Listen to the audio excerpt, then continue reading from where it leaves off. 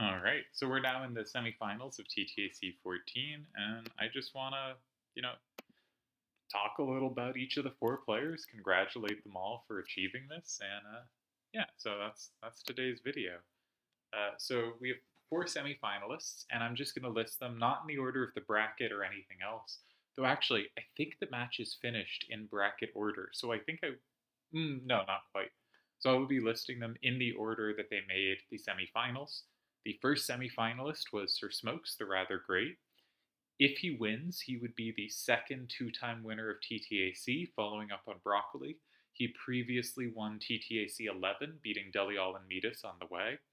He could also become the 15th player to win two majors. He could become the ninth player to make four finals. And he's also now tied for fourth, fifth most semifinals. He's already done that with 10. And he's moved up to clear fourth all time in icons with 15, only behind Delial, Yojimbo, and Koner. So already, another icon for a very decorated player, and has the potential to do something pretty incredible if he can win two TTACs. Uh, on the road here, I'm going to talk about each player's record in the tournament getting here. He has 6 wins, 6 ties, 1 loss. All format will be win, tie, loss. Anytime I list it, that's what I do. To me, that looks a lot better than win, loss, tie. I like good, okay, bad, not good, bad, okay. His only loss was to Vialva in the first round when he had second turn and closed. And including ties, he's 3 wins and a tie in open, 3 wins, 5 ties, and a loss in closed. And he has had slightly more second turns in closed. And in fact, one of the neat things about our semifinalists here is most of them have not actually had good closed luck on getting first turn. First turn's obviously a much bigger advantage in closed than in open. And most of our players here have gotten here despite not being lucky in the closed games, which is pretty cool. I'm also going to show a quick snippet of a game from each of the four players, just one of the open games they played. This was from Sir Smoke vs. Turds, and it's Smokes to move. The move order of the game was Smokes took in 9, Turds took in 8 with powerful outfacing numbers. Smokes played in 6, and Turds went in 1, which is a curious move, but not without reason. But I want to get to what Smokes did here, which is I think there are two winning continuations according to the solver, but both of them put a card in a place where it could be comboed. And the winning line Smokes found was, you can of course pause if you want to try to find it. Just for reference, if you wanted to pause and try to solve, so I'll give both winning moves now. So again, last chance. The move he did not play was 8, 3, 4, 7, and 7. I haven't actually checked any of the lines, but the solver says so, and the solver's usually onto things. I think somewhat appealing is A9, 4, 3, and 5, but this does not win. Why? I'd have to put in some thought. But it looks to me like you could Turds could block 4 and then 3 in some order. Yeah, that seems like it would do it. So instead, 3, 7, 9A, and 5 was Smoke's winning move. And the point is, Turds has no captures at all on the left side, and Smokes is up 6-4. So Turds is going to have to get some kind of plus from the top row, right? He's going to have to capture at least one thing and not be taken, or capture many things. Now, the reason it's hard to make the moves Smokes did is because it walks into a combo with 8, 7, 6, 4, and 2, but Smokes is the combo back with 8, 3, 4, 7. And fundamentally, Smokes is going to keep 8, 3, 4, 7 for the top and use A9, 4, 3 in the left. And one could think, okay, maybe they start in, Turd starts in 7, right? If Turd starts in 7 and Smokes has to use A9, 4, 3, then Turds, instead of putting 6, A, 8, 5 in 2, which would just, putting 8, 7, 6, 4 in 2, which would combo but be comboed back, could put 6, A, 8, 5 in 2, but that won't recapture 1. So it ends up there's no actual ties there. 8, 3, 4, 7 controls the top surprisingly nicely.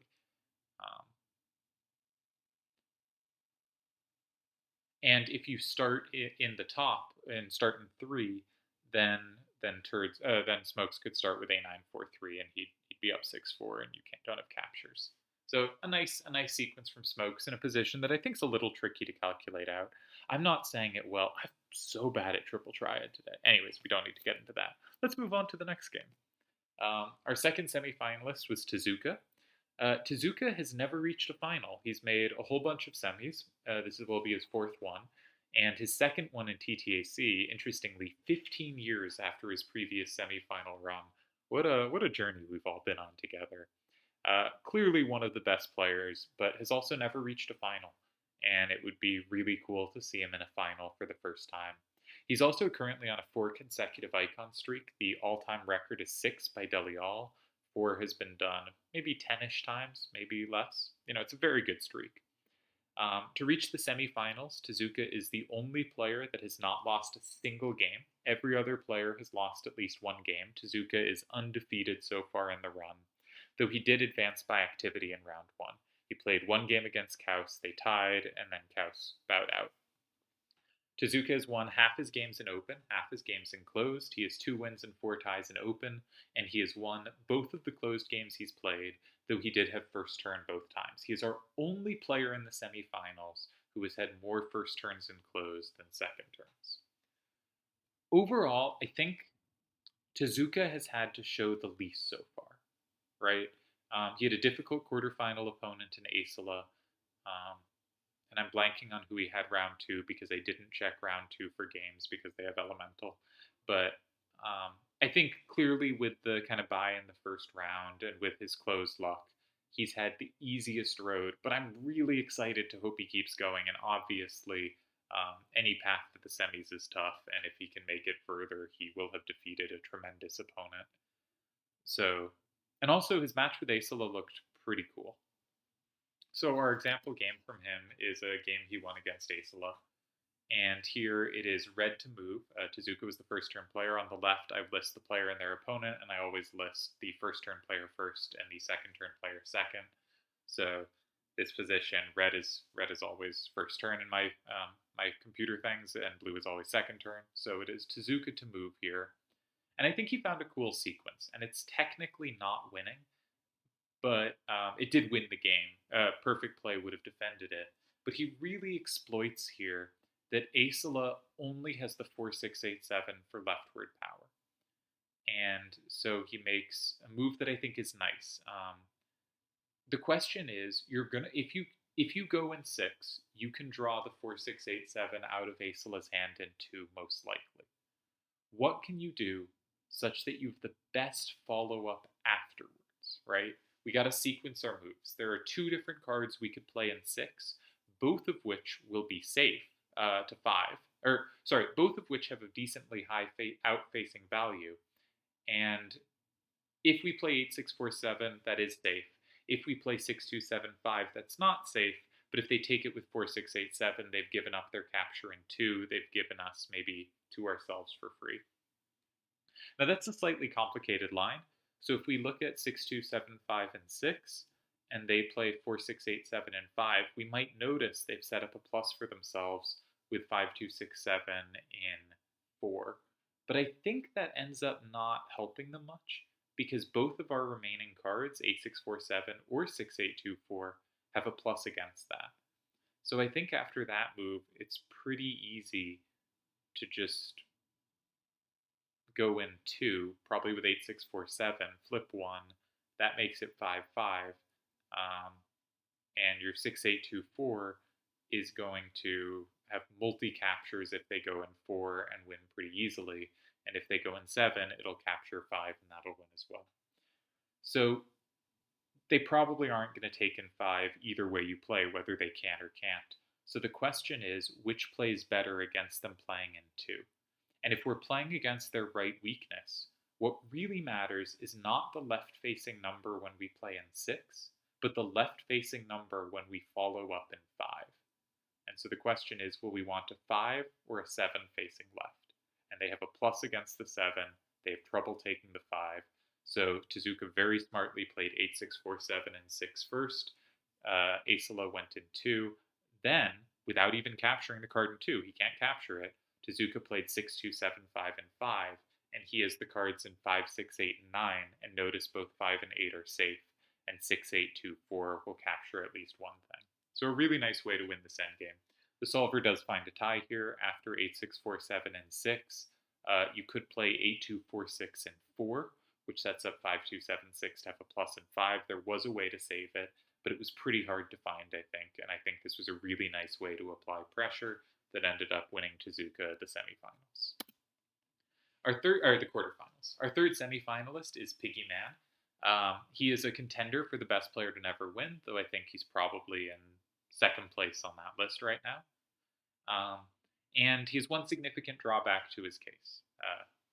Much like Tezuka, he has reached 3 prior semis. This is the 4th semifinal for both of these greats, but neither of them has ever made the finals. So it would be really cool to have a Piggy Man Tezuka finals. We'd be guaranteed a new winner, but we'd also see 2 new finalists, and I think tremendously of both these players and would be so excited for that.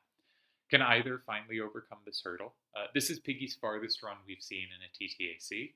His path has also been the most difficult getting here. He beat fellow Canadian Sachi before also beating Was Up and Slash of Time. Overall in Open, he has 4 wins, 6 ties and a loss. His only loss is to Was Up in an Open game. And while in closed, he did also, and in closed, he's 2-1-1 with a loss to Slash of Time.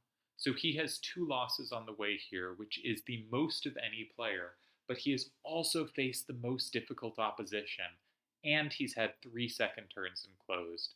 Again, a bunch of those games were these games are against tough players, and he's had bad luck on first turn in closed, and he's still here, and he knocked out some true greats. So you could argue, this is, he's lost the most games. This is the worst run here. Or you could say, look at his opposition. This is the best run here. He also beat me twice, but one of his hands was illegal for one of those. So you could argue he should be 5 wins, 6 ties, and a loss in Open. And he's been quite unlucky with the first turns. I think Piggy's playing tremendously. Obviously, anyone who beats you, you kind of want them to win, to be like, yes, they were playing the best. But Piggy's had a really fantastic run so far, and it will be cool to see how deep he can go. Here's an example from his game against Slash of Time. He found the only move that wins here, and it fits a similar theme to the last game of the opponent will have captures, but any capture they play will run them out of power. Also, Piggy's always liked 2-6-A8 and 2-8-A6 as a pair that have the plus walls with each other, so I thought it was neat to see him using 2-6-A8 and 2-8-7-6 cards that kind of work together in a similar way. So Piggy found the only winning move here. As always, you can pause and think about what you'd do, but he played the really nice move 8-6-2-9 in 8. And fundamentally, 3-7-9-A is now the only card doing anything in Slash's hand, and it could go in 9 and it could go in 4, but it can't go in both. And whichever square it doesn't go in, Piggy's going to have really good play moving forward, because he'll just get a lot of free safety going, putting his cards to the left, right? 3-7-9-A can go in 4, but it's easily captured safely. 3-7-9-A can go in 9, but it's easily captured safely. And it's very hard to find anything useful for the other cards to do. Slash ended up going in 2, and I think Piggy blocked 4, then 6, and won pretty comfortably. Really nicely played, and it is the only win in this position. There's a bunch of options you might think are appealing. Like, there's a whole bunch of safe moves, and this one isn't safe and does win. So, very nice find by Piggy Man. Our 4th semifinalist determined today was Chickeny. He is in danger of winning the tournament, which would make him lose his, I think, clear title of best to never win a tournament. I think he's up on the field by a pretty large margin. Like, I think if Piggy's second for best to never win, Piggy has 3 semifinals, right? Chickeny has 3 finals and some more semifinals. He has 7 semifinals, including this one. He could become the first player and the only player to reach 4 finals without having won one. But also, if he wins one, we immediately start asking, where is he on the pantheon of winners? And I think he's fairly high. Chickeny's win percentages are pretty tremendous. I remember coming into the reboot, and I did my top 100 ranking right before the reboot. And I believe I had Chickeny 19th and Akiyama 20th. I might be wrong on that all time.